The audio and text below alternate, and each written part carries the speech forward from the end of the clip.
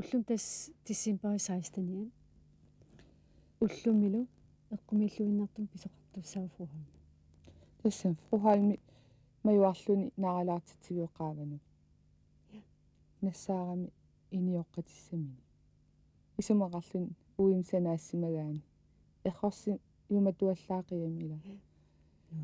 Nuannaarsuatarpu. Tassa inioqqatertaarpu. Nuannapillun tass. Inioqqatertaarlunilu holmi quyaruiruiruiruissuarpu. Quyaruiruiruissuarpoq uinilkunillu. Tass. Arpalikartuinna. Qoinariussua. Uffa meeqqat. Oqarnaversaartunamminni telegrafonerti.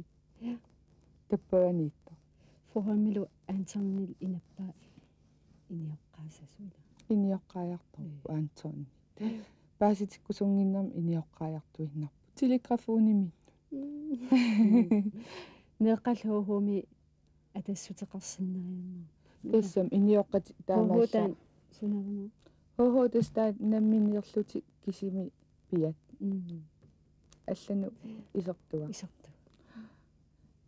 Та ила таанна телеграфони икаартиссагуникку. Инioqqati таамаалла. Хоо qulaан пигуни. Тааюнасси исумассарсиво киинарсуарми. Qanummaa taasarpa tamak qullартаасиами. Киинарсуарми qullartinniarlu наалаартитсивимма. Qullartitsinniarluni. Draun taasarpa аллунаасулерлу qumмут. Ja. Anerleraanga atorsinnaasum ila. Ja, anerleraanga atortut. Taa qullartitsiami meeqqat naalaartitsivimmiittu. Oqaluttuaqattaatileruttortu. So ersinertukuyunni. Taataan kiinersua takkukkami. Qiyaamisillugit. Taatakussaarp imaat tupattoruissu. Qaatakuoriartu.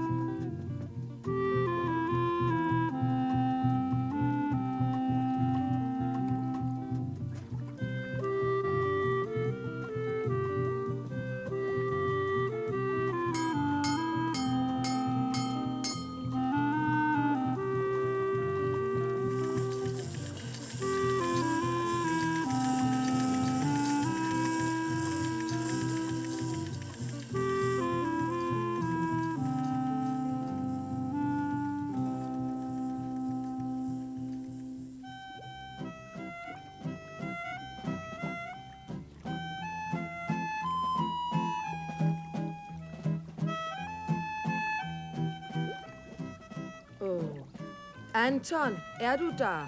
Ja, mor. Kunne du ikke lige hjælpe mig med det her? Der er så meget. Jamen, Skal jeg hjælpe med at hænge det på rækværket?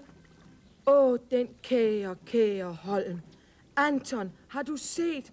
Se, Hvad for noget? hvad Holm har lavet til mig. En vasketøjsnor, som jeg altid har ønsket mig. den kære Holm. Ja, jamen... Jamen, Anton, synes du ikke, at det er kært af din far, den kære engel? Holm, hvor er du? Ja, jeg er maler. Du er en engel. Hjælp så, Anton. Kan du hænge tøjet ud på mors nye tørresnor?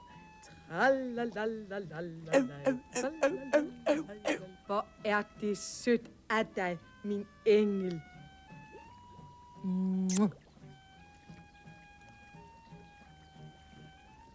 Nu kan det rigtig lufte og blive tørt. Det hele er ødelagt. Her står man og så... Hvad laver du? Hvorfor har du hængt vasketøjet op på den hemmelige telegrafon? Hold mund. Jamen, hvorfor har du hængt vasketøjet op på telegrafonen? Vi plejer altid at hænge det op på rækværket. Nej, vent lidt. Mor sagde, jeg skulle. Jamen, Ja, hun opdagede den, og så troede hun, det var far, der havde hængt den op til hende. sagde du så ikke, at det var vores hemmelige telegrafon? Nej, så havde hun jo opdaget den, ikke? Nå, ja. Det var ærgerligt. Altså. Ja, Kunne du så ikke have sagt noget andet? niks. Jeg skulle have sendt en besked ned til Vera. Du kunne da godt have sagt, at det var vores snor, så? Ja, så havde hun spurgt, hvad vi brugte den til, ikke? Så havde hun opdaget HH. Nå ja. Men det er nu ærgerligt. Jeg skulle have sendt en besked over til Vera. Det er også noget pjatter, bare for det er faster Anne og onkel Johanne og Arne og Tore og Benny og Frida og Agnes og... Lille Søren. Ja, bare for det, de kommer, så skal alting vaskes og støves af og ryddes op og tørres. Jo, men det er da også sjovt, at de kommer, ikke? Jeg glæder mig til, at der kommer mange til jul. Ved du hvad? Niks. Ved du, hvad Vera, hun ønsker sig? En bog med spøgelseshistorier. Gisp. Tænk, hvis jeg fik sådan en. Jeg døde af skræk. Ja, jeg er da ikke bange for spøgelser. Det hedder spøgelser. Det siger gusen. Hvorfor snakker I om spøgelser, Anton? Hvad gør jeg? Mor siger, at I skal komme ned og rydde op i værelset og støvsuge. Og Anton, han skal... hvorfor har I hængt vasketøj på den hemmelige telegrafon? Hvad? Skulle du ikke lige have vasket op? Jeg er forkølet.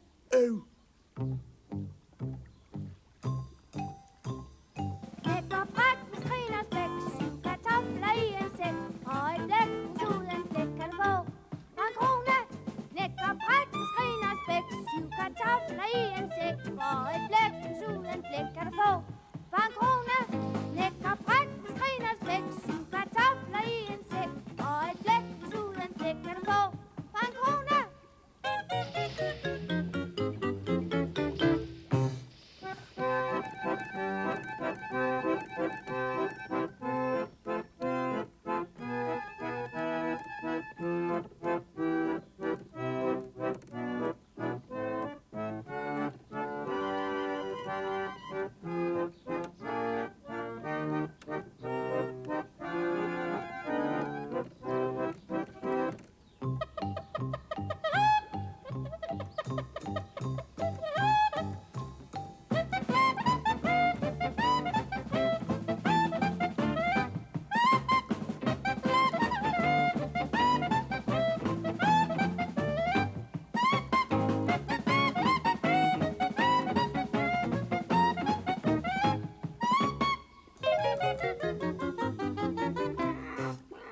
Dagsmarter.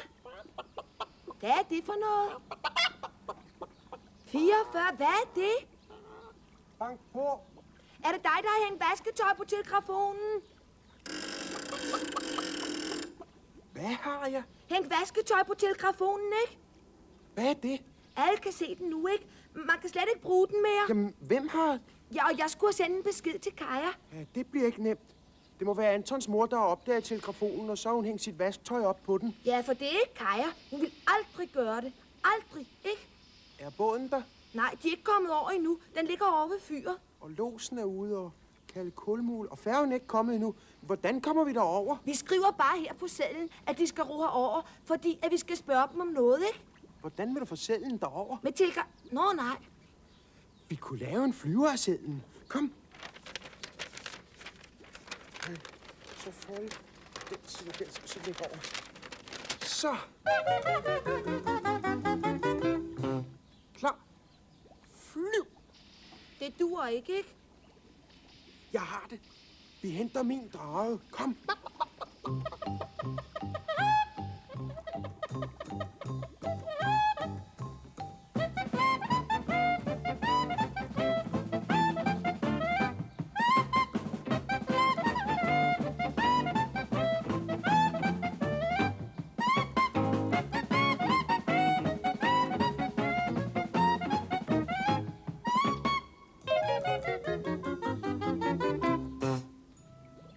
Har du bundet sedlen fast i halen? Ja, sådan her, ikke? Hvad skrev du på den? Jeg skrev, hvorfor vasketøj på T, altså på telegrafonen, ikke? OK. Og så skrev jeg, at jeg ønsker mig måske ikke spøgelseshistorier, men et marsvin, og det skal hedde ikke Rikke, men Emil eller Sara. Lad os nu få den drage op.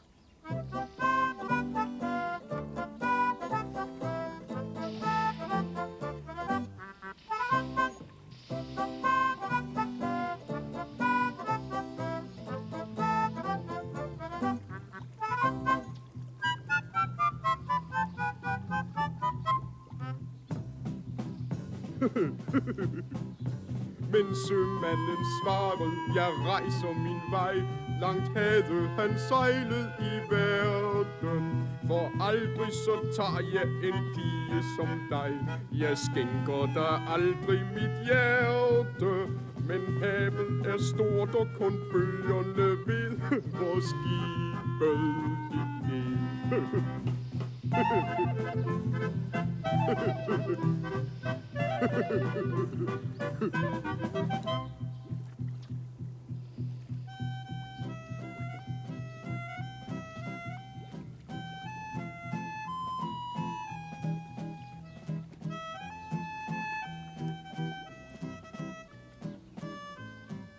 Hvad er der nu, lille Emma?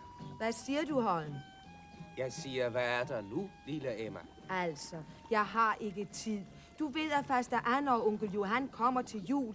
Jeg skal have gjort rent. Ja, lille mor.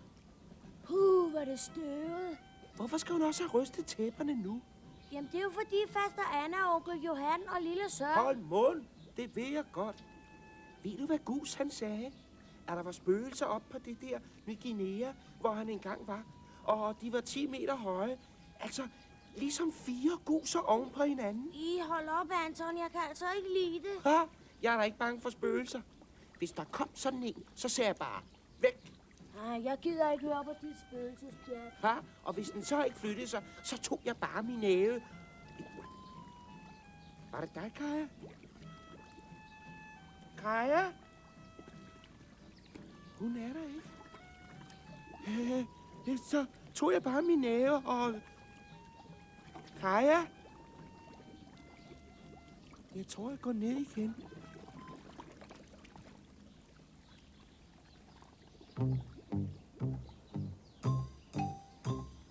Knæk og bræk med skrin og spæk, 7 kartofler i en sæk, og et blæk, en tud, en flæk kan du få.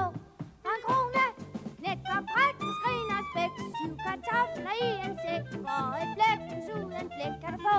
For en krone, knæk og bræk med skrin og spæk, 7 kartofler i en sæk, og et blæk, en tud, en flæk kan du få. For en krone. Hov, der er 44 drage. Hej, 44. Den er god, var. Anton, Kaja, kom og se. 44 drage. Ja, Anton, kom og se. Det er 44 drage. Hov, mand. Han har fået den helt herud. Hæ? Der sidder noget i halen. Der gør, Kaja. Ja, se, Anton. Der sidder noget i halen. Lad mig se. Ja, der sidder et brev i halen. Hold lige fast, Knud. Okay. Pas på dine bukser, Anton. Ellers så river du dem. Hold mund. Okay. Det var ikke til dig at holde som mund. Jeg var lige ved at gribe sedlen. Du ravne dine bukser. Jeg ved det! Okay. Meget. Jeg har den! Hvad står der? Der står, hvorfor vasketøj på te? Jeg ønsker mig ikke skrækblade, men hellere et marsvin, der skal hedde ikke Rikke, men Emil. Kommer I ikke ind til HH? Det er fra Vera. Vi skriver en selv tilbage. Ja. Hvad skal vi skrive? Jo. Vi kommer ikke ind, fordi at mor, hun vasker og gør rent. Jeg ønsker mig en slørhale også. Og hvad så? Glædelig jul. Det skrev far i går. Ja. Glædelig jul. Sæt den fast, Anton. Sådan. Lad gå.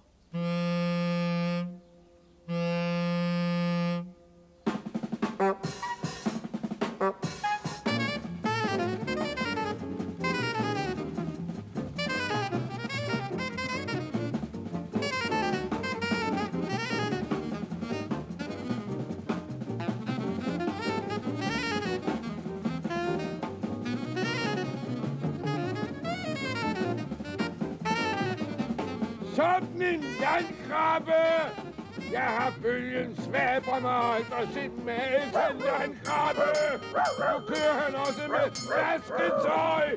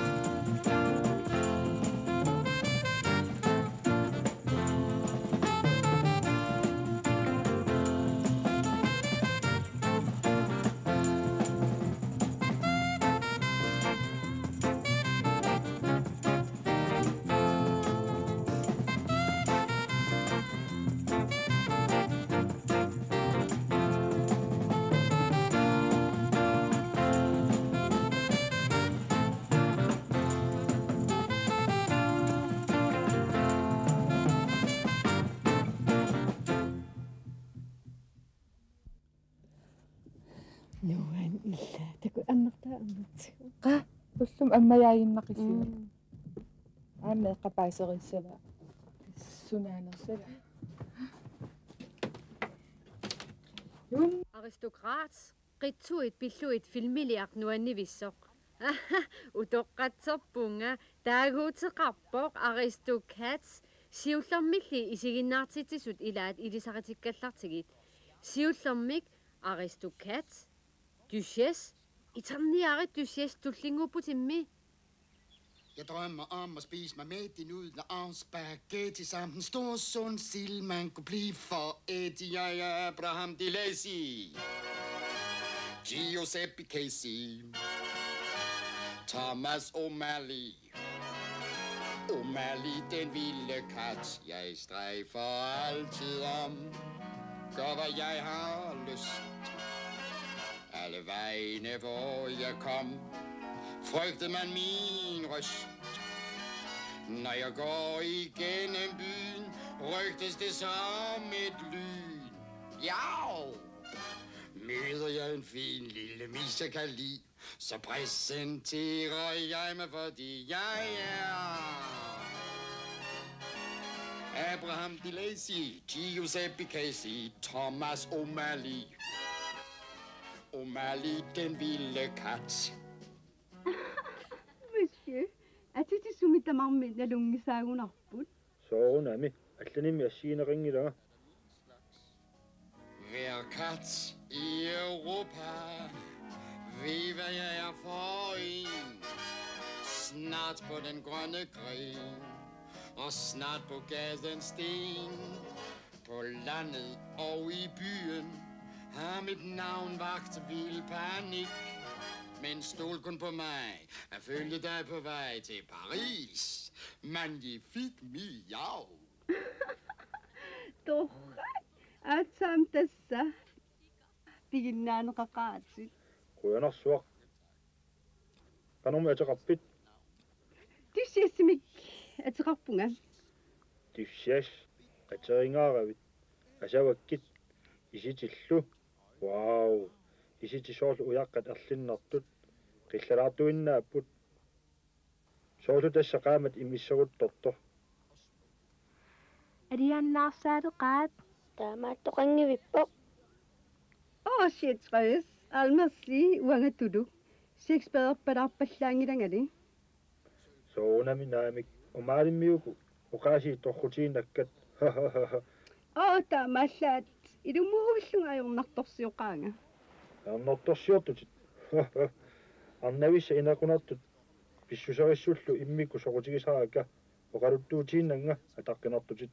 Parisimu uternissara uannupingaarutileruyussuuvo. Illillu aqutaanik ilisimasortarisinnaasuukkit. Aqutaan ajoqarsuullutit. Asudaarnak teppumut angakkuakkamu ilaalluta Parisumut simmisartussaavut sanileriilluta ullurissat najoqqutaraluit marluinnaalluta.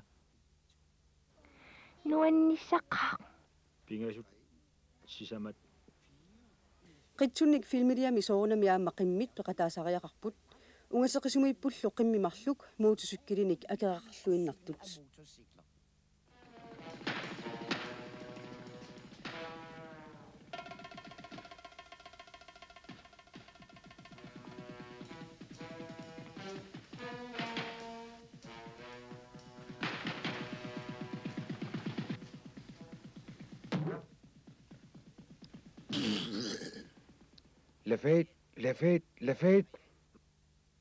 Lafayette.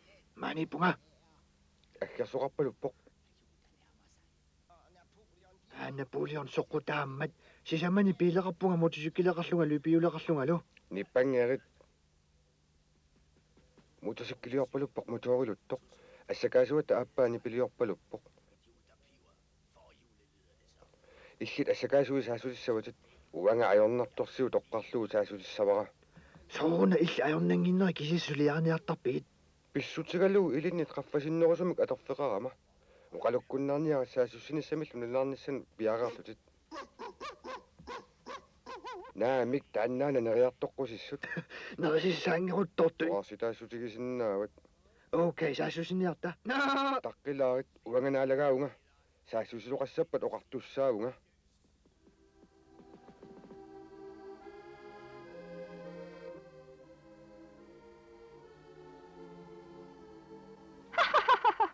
Uid inassiarnermat asur inaqunakkuloqaruni.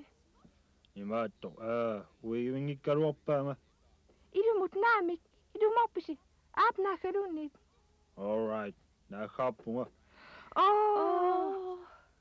Kanguttammata qitsunguakkului taamaattoqarsinnaangiippoq ajortippiaqai piaasoq isaalu pasinapuluppallaaqaat qungulunniparaavu takussangaluarpat aamami alleruanakkangaqo аннеритуйунгунавиппоқ арнангуаккулун миттатиллиисо кану алианак нассуиатилаарласси Thomas ikingutigiluagararput ilismasortaavorlu Tisias qaaniarit qaanniarit qimaunniarta nivissainulluarisi takussaagut parisimukarpuut ajungissusia uau parisimukalerpugut taavamiingerlaqatigissinnaavut nuannissagaluaqaaq sangatak illuaneriaruit umangotaa illuaniissaatit tussias uanissinnaavuten suu ajungivippo unangua uanissaaq maannalumista oomaali ikisiat amingaatiilerparput suu tamangam qimaannarsinnaangilarput mista umaali kiunitsin parsisuunniaat tamassipiaarpisi taasiuteriaarluta ingerlaniarta siumut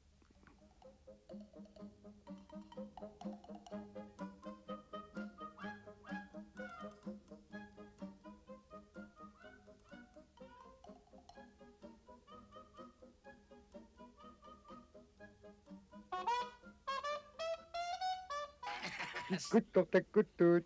Thomas og Mali, pilikkartuuq svingeritsi. Tussias una tässä qitsuut qininganersaat naapinnisaqilanaarisimavara monsieur Caricat Illillu tussias. Nuannermat. inussiarneqaatit nipilersuutisilu assuallanarluti pissanganarlutillu Anaana, pyytyyvinip erinniaringilai.